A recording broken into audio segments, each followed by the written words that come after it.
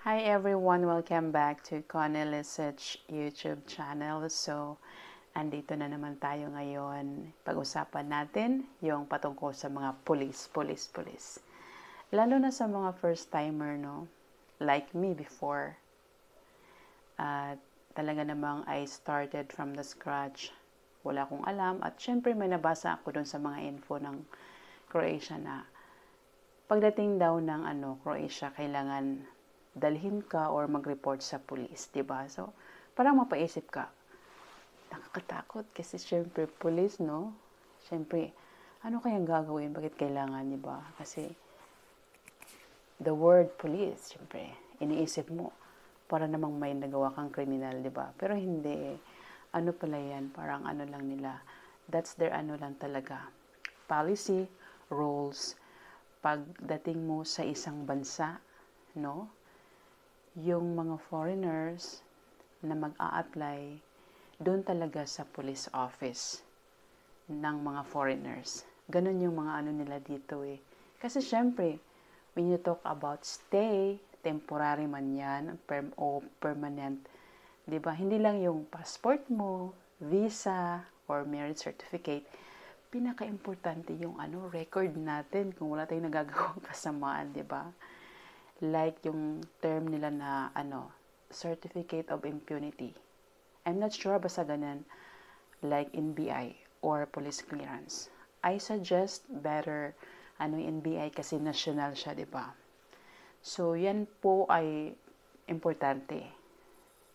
Kasi syempre, titira ka sa ibang bansa. Chine-check nila yan. So ayan, yung mga naisip ko noon sa Pinas pa ko, grabe, no? Parang nakakatakot. Pero pagdating mo dito mo din maintindihan at madidiscover na ganun pala, normal lang. Kasi ganun yung kanilang mga office dito pag, alam mo yung application for temporary stay, permanent, or kahit ano-ano. Ganun yung nila. Hindi katulad sa atin sa Pilipinas, yung police iba, di ba? Police office iba, yung mga ano ba yan? Basta iba siya. So, yun. Yan yung pag-usapan natin. So, yun nga. Talagang medyo na-worry ako before. Natakot ba kasi police eh. Pero hindi pala. Pagdating mo, syempre, magre-report ka. Bakit nga ba sinasabi na magre-report or dalhin ka sa office ng mga police dito? Kasi, syempre, yung natin, yung visa na ginanrant, I am talking about the kanang Filipina na kapag-asawa ng Croatian national na ikinasal na sa Pilipinas. Syempre, itong aking sinishare ay base po sa aking experience, no? So, ito lang po ay applicable same sa aking case. So, ayan po, pagdating dito ay of course, yung sinabi ko sa isang video na kailangan mag-register muna kayo. Yung kasal nyo, i-register nyo muna. And after that, that's the time na pupunta na kayo ng police. Ano nga bang gagawin doon sa police office for foreigners? Mag-inquire po kayo at kung saan, magbigay po kayo ng magbigay sila ng form eh.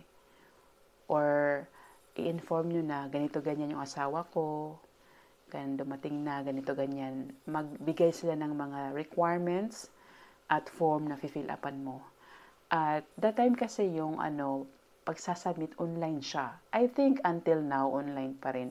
Basta yung police office, yan sila magbigay ng mga details, no? At of course, yun nga ang mga requirements natin. Importante po sa pag-apply ng temporary residency. Bakit nga ba temporary residency? Kasi yung 1 year na ginagrant ni Jakarta sa'yo, ng Croatia Embassy, na 1 year, kailangan niyan siyang i-renew dito. So, first time, yung tawag niyan dito is temporary residency. Ayan. So, isa doon sa requirements talaga yung NBI with apostille. So, pag andyan pa kayo sa Pinas, magdala na kayo. Kasi nung ako, dati Yung NBI ko hindi naka-apostyle kasi wala akong alam eh. Walang nagsabi, walang idea eh. So, dito ko na talaga nalaman, and by the time din, talagang tumiming din yung change ng visa kasi Croatia visa pa eh. And then, pagdating ko dito, nag-Croatia, visa Schengen na. So, may mga panibago, may mga policy na bago, kaya medyo natagalan yung proseso sa akin. Yung aking NBI, umabot na ng expired na siya.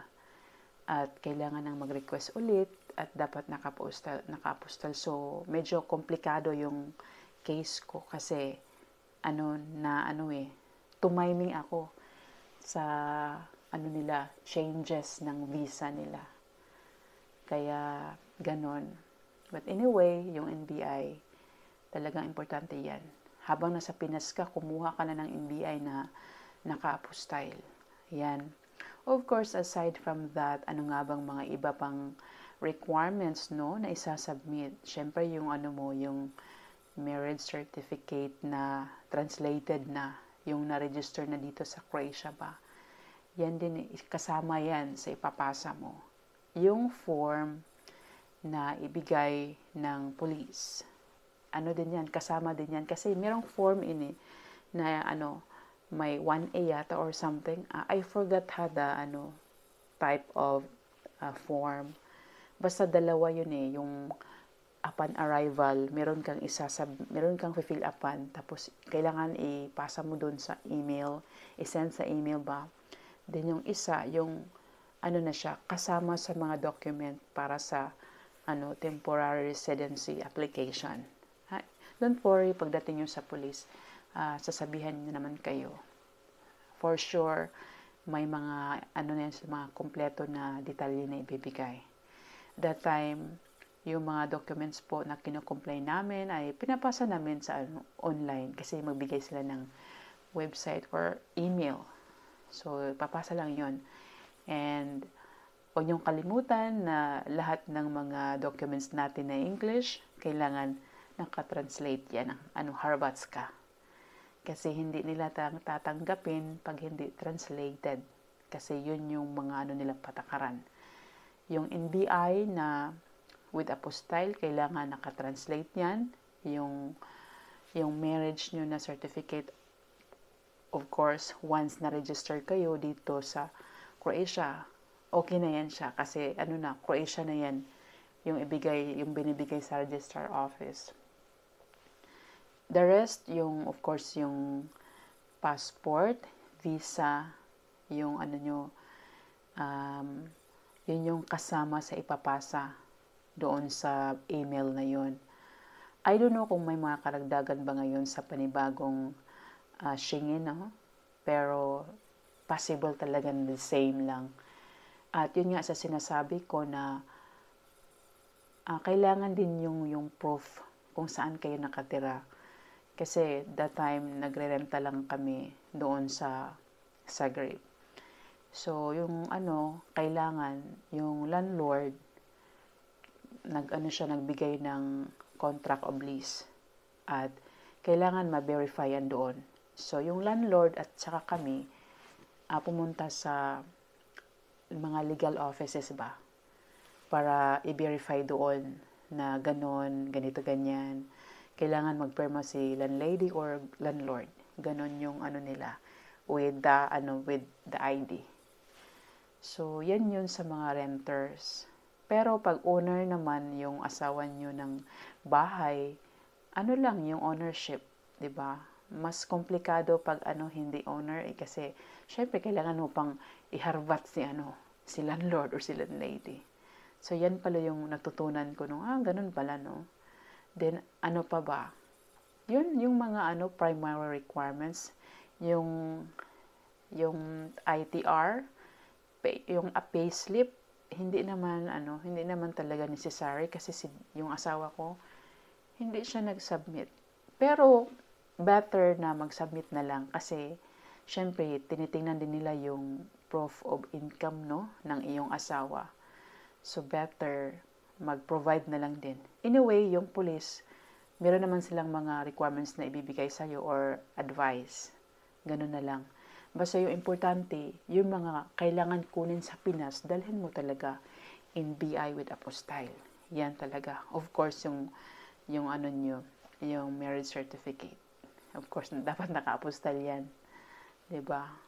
Yan yung mga kailangan mong kukunin habang andyan ka sa Pilipinas. Kasi pag andito ka, tapos magre-request ka, nako, ang habang-habang proseso, gastos, tapos matatagalan ka. Kaya yan, itong aking isinishare, base talaga ito sa aking experience, no? Kasi syempre, I know the feeling pag talagang first timer ka. Ako sa akin, okay naman ako. Sorry. Excuse me. Ako okay naman ako kahit pagdating nyo dito, forget na kayo, 'di ba? Forget na tayo. At least man lang nakatulong ako kahit konti sa mga ano ko experience na sinishare ko sa inyo. So ganun, yung police pala dito. So wag kayo mag-alala pagdating nyo dito sa Croatia. Pag pupuntay ko ng police for foreigners, normal lang po yan. Nung kami pumunta, marami din kasi not just the Filipino, may mga ibang lahi din, Nepalese, Indian, or kahit ano-ano, nandun din. So, it's normal sa kanila. Ayan. So, yan po yung ating yung mga police na yan.